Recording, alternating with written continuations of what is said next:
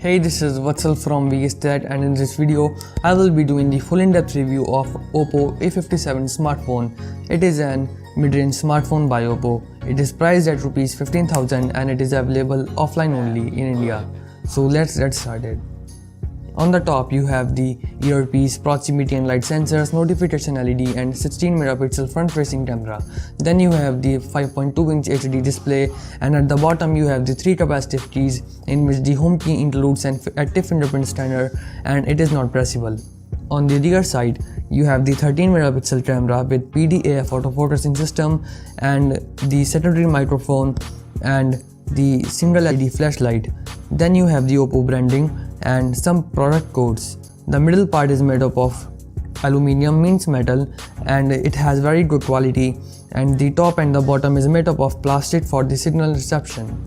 On the right side you have the SIM tray and power key, which has good feedback, and on the left side you have the volume rotors, which also offers good feedback.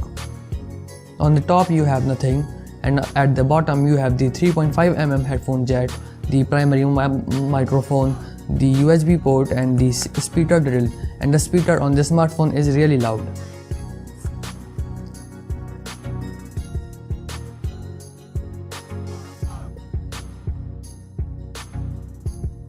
Now let's talk about the build quality of this smartphone, and this department is the department in which this smartphone excels. The metal unibody on this smartphone feels premium and screams premium. This smartphone is pretty light at 147 grams and has the thickness of only 7.67 millimeters. This smartphone feels stylish and sturdy in hand. The metal body given to this smartphone makes it quite solid, and it is very much iPhone-like, but it is quite good. Also, the fingerprint scanner is very fast. It is faster than the blink of an eye.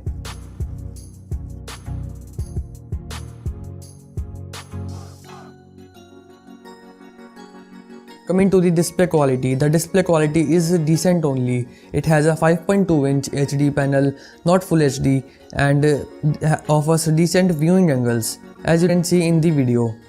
But I was expecting at least Full HD panel because the competition offers more than this. So OPPO is investing more money on marketing than the product. Let's have a video sample of the display. So I will play my channel's video, and as you can see, the video quality of this smartphone is good. It is not comparable to the Full HD panels found on the competition, that is Moto G4 Plus, but it is old, so we can say Honor 6X or even Redmi Note 4, which is quite cheaper than this. But overall the display is decent.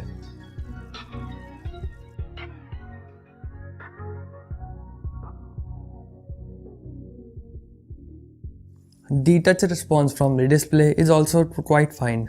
Now let's see the camera. So in the camera app you have the photo, video as usual, then time lapse, beauty mode and the panorama. The camera on this smartphone is good in the bright lighting conditions, but not as good as in the artificial lighting conditions or low lighting conditions. Now let's see how many modes it has. So you get the Ultra HD, then the Expert mode, the double exposure, various filters. You get various filters in the camera app built in, so it is quite good. You can see these are the filters that you can apply. I will be shooting one dedicated camera review for this smartphone. I will explain each and everything in that video, so do stay tuned to my channel and subscribe it. In the Expert mode you get only the exposure, ISO, shutter, focus and AWB, so it is pretty minimized. Now let's have some samples of the camera that I shot near my house. So this is the camera image, and as the image looks quite good, it is very detailed, color accuracy is also good, but the focusing at times takes a bit time. So focusing is a thing that we have to look, but still the images from this camera are looking very fine. You have some more samples also. As you can see in this image, the color accuracy was great. In this image also, the focusing issue is there, but at least the color accuracy and the details are good. Now let's talk about its Performance. So the performance of this smartphone is very good. In day-to-day tasks, it handles it very easily. And now let's see the RAM management of it. I will open several apps and see that they are tapped in memory or not. But the performance of this smartphone is good because it has a Snapdragon 435 chipset which has 8 A53 power efficient cores and clocked at 1.4 GHz, coupled with 3GB and 32GB internal storage. Now I will open the Chrome, and as you can see it is in memory, so this is good. Now let's open the first app that I opened, means YouTube, and it reloads. So the RAM management is average. It can open the recent apps, but the old apps that I have opened are reloading. Now the gallery app is not reloaded, so it is good, but Twitter app is reloaded.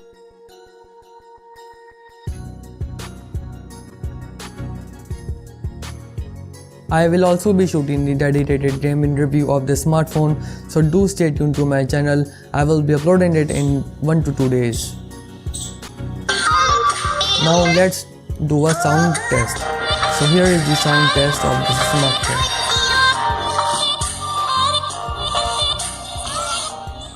As you can see, the sound is quite loud and clear.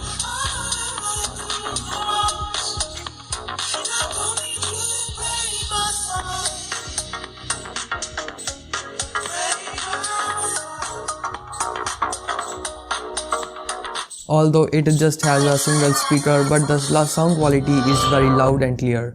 Now let's talk about its software and user interface, means UI. The UI is kinda Chinese and it do not have any app drawer, so I have installed Google Now Launcher and running assistant on it. Let's jump into the settings. So you have some basic settings as you will find on any smartphone. You also have some gestures to take screenshots and to enable the one-handed mode. Also you have some smart calling features. Now if you want me to make another video for the features, tips and tricks of this UI and software of this smartphone, then do let me know in the comment section. I will be making one more video on this topic. One annoying thing I found that battery do not show the SOT of the display, means screen on time. So this is the first smartphone to have this feature.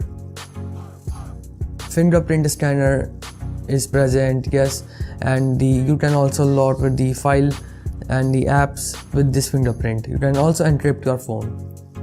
Eye protection display mode is also present, means it will decrease the blue light of the display and turn it to the yellowish so that your eyes will be safe. You also have the option to change the size of the fonts, so if your eyes are weak, you can change them and increase it.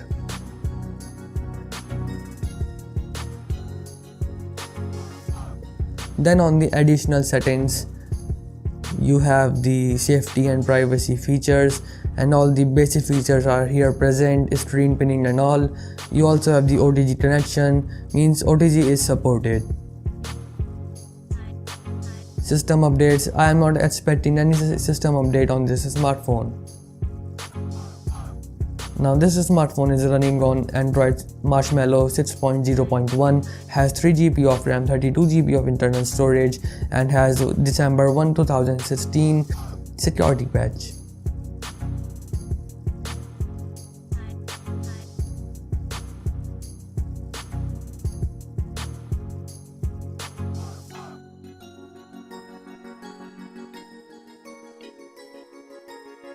One annoying thing here that if you pull the notification tray, you will be directed to the quick toggles, not the notifications. So this is a UI drawback and this cannot be fixed. Also the settings icon is quite like iOS, but still it is there. As you can see, if I just drag the notification panel, I will be directed to the quick toggles, not my notifications. Now let's talk about the battery life. So battery life of the smartphone is average. I have to charge it twice a day, but my usage involves very much power, and also it is connected to the Mi Band 2 every time. So also one major thing here is it do not show any SOT, so I cannot show my screen on time of this smartphone. I use it with Bluetooth and Mi Band 2 was connected every day in my usage of 1 month.